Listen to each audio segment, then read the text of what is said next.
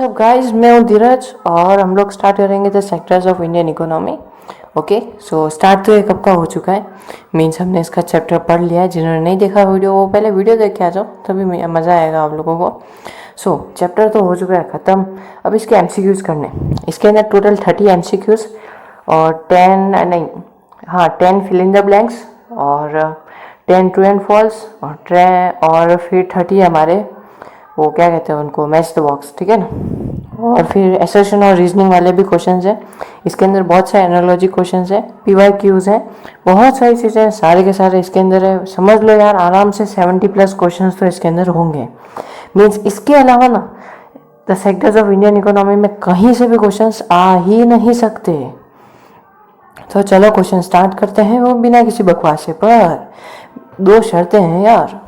सबसे पहली shirt, channel को सब्सक्राइब कर दो। दूसरी, चैनल लाइक तो कर दो यार वीडियो को, क्योंकि अच्छा तो यह लगने वाला है ना यार। इतने काम का वीडियो और ये सारा का सारा फ्री डिस्क्रिप्शन में सोया हुआ है, चाहो तो जगा दो। तो इतना सब कुछ फ्री दे रहा हूँ, वो भी कुछ भी नहीं ले रहा हूँ यार, सिर्फ एक लाइक और सब्सक्राइब मांग रहा हूँ। ऐसे तो बहुत सारी वीडियोस पे लाइक कर देते हो, इस काम की वीडियो पे भी कर दो। Okay, which among the following was the largest employer, यानी कि किसने सबसे ज़्यादा एम्प्लॉयमेंट दिया था इन द ईयर 2003। तो वो है हमारा प्राइमरी सेक्टर। पता है ना primary sector. More than half of worker in country are working in which of the primary sectors. तो वो है हमारा एग्रीकल्चर, यानी कि option number B. Question 3, workers in agriculture sectors are under employed. Under employed मतलब क्या? क्योंकि देखो, जैसे कि एक लैंड है तो उसमें 5, 6, 10, 15 जने एग्रीकल्चरिंग कर रहे हैं, पर वहाँ पे रिक्वायर्ड है सिर्फ 2-3 मशीन्स की, और बस वो लोग काम कर जाएंगे, तो उनका कोई मतलब नहीं है उन लेबर्स का। Question 4, what is the hidden under employment call. तो उसको अपन कहते हैं डिस्कंटिन्यूअस एम्प्लॉयमेंट, जो कि ऊपर वाले क्वेश्चन में था। Question number 5, the full form of NREGA, यानी कि एम नरेगा भी अपन इसको कह सकते हैं, पर यहाँ पे नरेगा का पूछा है, तो वो है हमारा national rural employment guarantee act, ठीक है। सो ये हमारा NREGA, national rural employment guarantee act, ठीक है।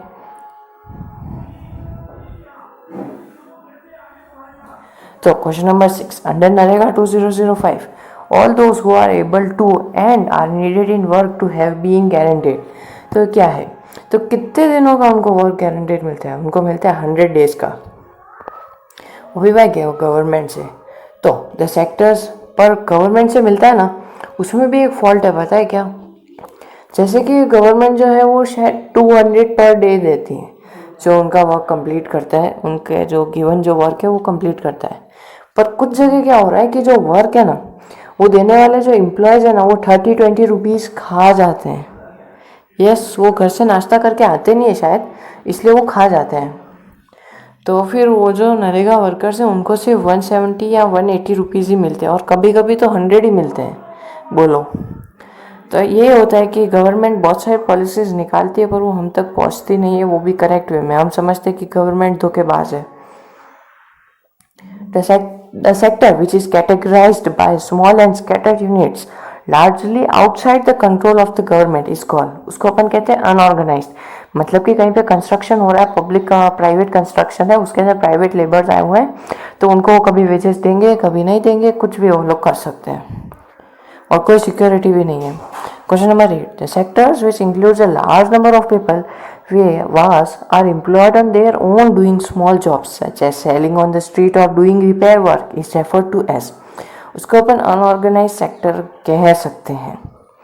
यानी कि वो सेक्टर जिसके अंदर एक लार्ज नंबर के पीपल है, वो एम्प्लॉयड है their own doing small jobs, मतलब कि उनके खुद के on selling on street and doing repair work, कोई सिक्योरिटी नहीं है उनके वर्क की, कभी भी उनको कोई भी हटा सकता है और वहाँ पे कुछ भी कर सकता है। यहाँ पे सोच रहे होंगे कि यहाँ पे सर्विस सेक्टर क्यों नहीं आया, क्योंकि वो लोग किसी चीज़ को सेल कर रहे हैं तो वहाँ पे सर्विस सेक्टर आना चाहिए, पर यहाँ पे सर्विस सेक्टर नहीं आएगा। और क्यों नहीं आएगा, इसका अगर आंसर नहीं पता है, कल वाले वीडियो में बताया था, जाओ पूरा वीडियो देखो, फिर इसका आंसर ढूंढ के कमेंट में बताओ।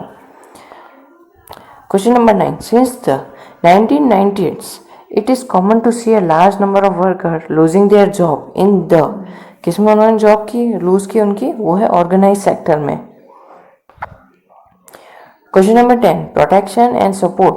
देखो मेरे सिर्फ यही नहीं है कि जो क्वेश्चन है उनको पढ़ा दो, मुझे इन क्वेश्चंस को चेक भी करना पड़ता है कि ये क्वेश्चंस राइट हैं कि नहीं है।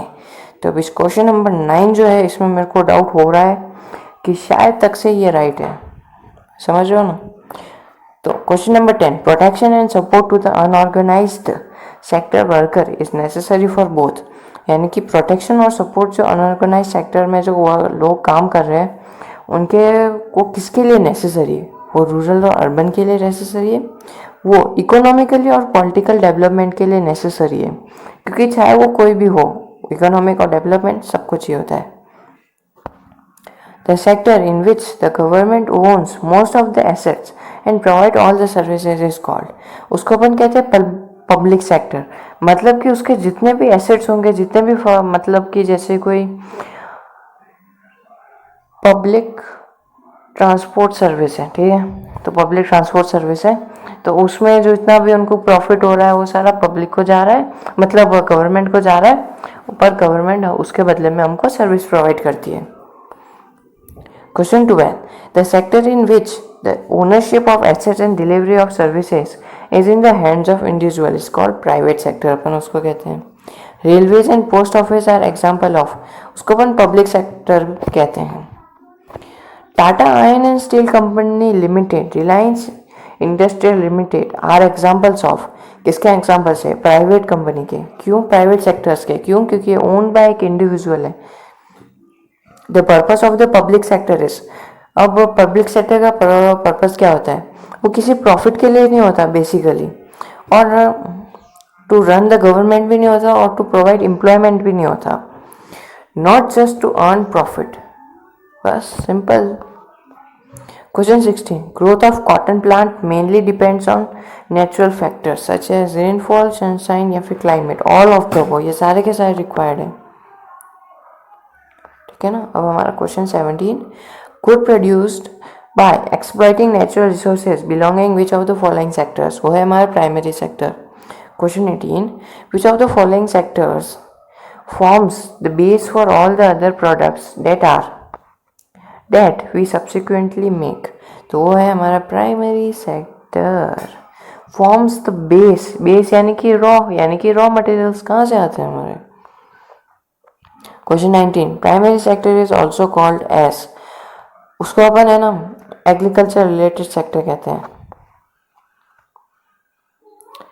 और नेचुरल सेक्टर अपन उसको इसलिए नहीं कहते क्योंकि वो नेचुरली नहीं होता, वो मेनली नेचर पे होता है पर कंप्लीटली वो नेचर पे नहीं होता, इसलिए अपन उसको नेचुरल सेक्टर नहीं कहते। आता है क्वेश्चन कि नेचुरल क्यों नहीं कहते, और स्टार्टिंग और फर्स्ट सेक्टर भी इसको अपन नहीं कह सकते। The sector which covers activity in which all natural products are change into other forms through ways of manufacturing is called secondary sector, इसको अपन मैन्युफैक्चरिंग सेक्टर या फिर इंडस्ट्रियल सेक्टर भी कह सकते हैं। Question 21, when we use sugar cane as a raw material we make sugar और गुड़ जो है वो अपन उससे बनाते हैं। Secondary sector is also called industrial sector, अभी बताया मैंने। Question 23, the sectors which includes activity that help in development of primary and secondary sectors is a territory sector. अब बता ही देता हूँ उस वाला का भी। तो वो जो क्वेश्चन था जिसके अंदर पूछा था कि कोई पर्सन है जो वो कुछ भी सेल कर रहा है उसके ओन, वो टेरिटरी सेक्टर में क्यों नहीं आया या फिर सर्विस सेक्टर में वो क्यों नहीं है, वो इसलिए नहीं है क्योंकि वो प्राइमरी और क्योंकि वो डायरेक्टली नहीं है सब वो, क्योंकि वो डायरेक्टली दोनों चीज़ों को प्रमोट नहीं कर रहा है, जो कि है पब्लिक और जो कि प्राइमरी और सेकेंडरी सेक्टर है उनको। क्योंकि जैसे सी देखो कोई पानी पूरी वाला है, ठीक है, कोई स्टॉल लगा के खड़ा है, तो उसमें पानी पूरी वाले में क्या चाहिए उसको, पूड़ियाँ वो खुद बना रहा है, सारी चीज़ें वो खुद कर रहा है, तो उसको वो पब्लिक प्राइमरी सेक्टर या फिर वो सेकेंडरी सेक्टर में क्या कुछ भी तो नहीं कर रहा वो, ना तो वो कोई ट्रांसपोर्ट कर रहा है, ना किसी के साथ कम्युनिकेट कर रहा है, ना इम्पोर्ट ना एक्सपोर्ट, कुछ भी नहीं। सो वो उसका सेल्फ है और वो प्राइमरी सेक्टर सर्विस सेक्टर में नहीं आता, ठीक है।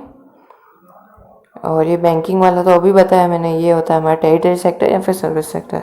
Territory sector is also called as service sector. The value of final goods and already includes the value of all the intermediate goods that are used. The The value of final goods already includes the value of all the intermediate goods that are used in the making of final good. The sum of production in the three sectors give gross domestic ratio. मतलब gross domestic product जो है यानी कि जो हमारा GDP जो है वो. The task of measuring GDP in India is undertaken by Central Government Ministry. Question 29. The sector most important is developed countries is territory sectors. जितने भी सारे जो कंट्रीज हैं जो डेवलप है वहाँ पे टेरिटरी सेक्टर ही डेवलप्ड है. Question number 30. Production of in this period 1973 to 2003 has increase the most in. वो है हमारा टेरिटरी सेक्टर. ठीक है, अभी हमारा आ गया है ट्रू एंड फॉल्स. ठीक है.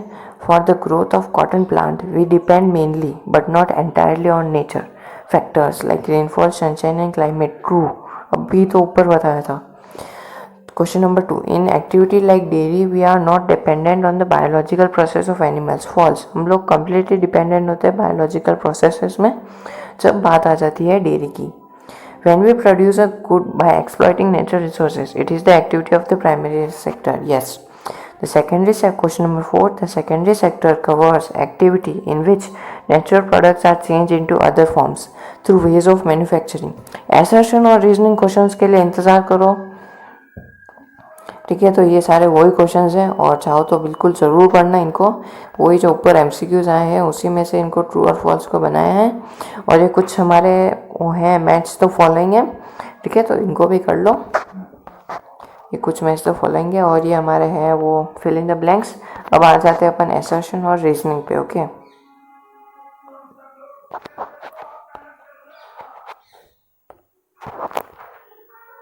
सो यही है हमारा वो पुराना सा प्यारा सा PDF, पर इसमें बहुत सारी चीज़ें रॉन्ग होती हैं.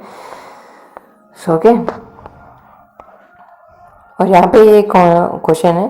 The task of collection of data in all the three sector in the economy is done by which of the following alliances. तो वो है NSSO. ये क्या हो गया? यह हमारा एसर्शन और रीजनिंग वाला. ठीक है, तो फर्स्ट एसर्शन ये है कि in India over the 40 years between 1973 से 74 और 2013 से 2014 तक जो प्रोडक्शन है तीनों सेक्टर्स में वो इंक्रीज हुआ. It has increase the most in territory sector. Yes, ये तो बात तो सही है, एसर्शन तो सही है.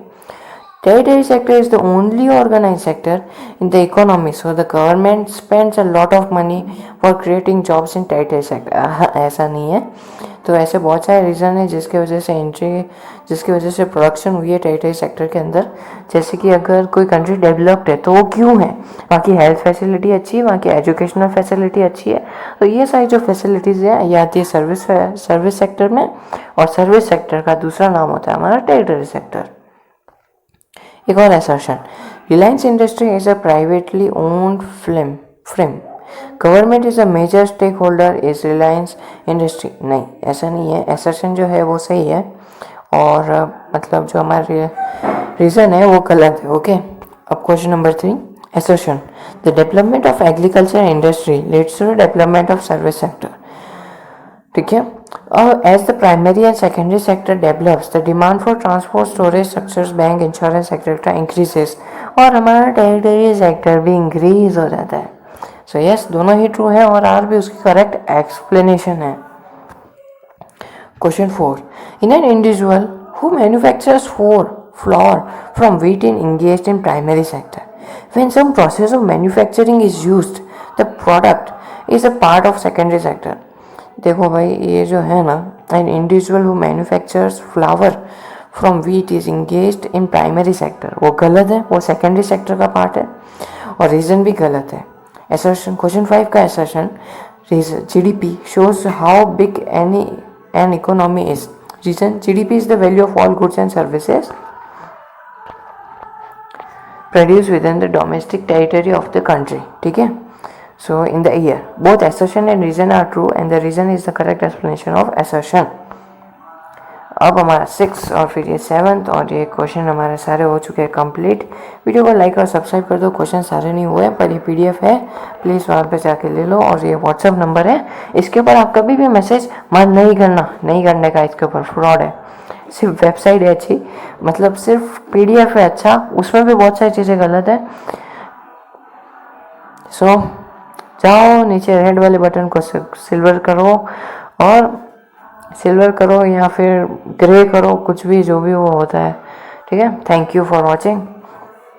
और इसके बाद अपन इंग्लिश और हिंदी का स्टार्ट करेंगे। अब देखो हमारे सिर्फ 2 ही सब्जेक्ट बच रहे हैं, फर्स्ट है इंग्लिश और दूसरा है हिंदी। फिर बाकी सब कुछ हमारा कंप्लीट है सिवाय मैथ्स को छोड़ के। तो इंग्लिश और हिंदी का हमने टारगेट बना लिया। कल मैं इंग्लिश का स्टार्ट कर दूंगा, फिर अपन हिंदी में थोड़ा सा इंटरेस्ट लगाएंगे। So thank you.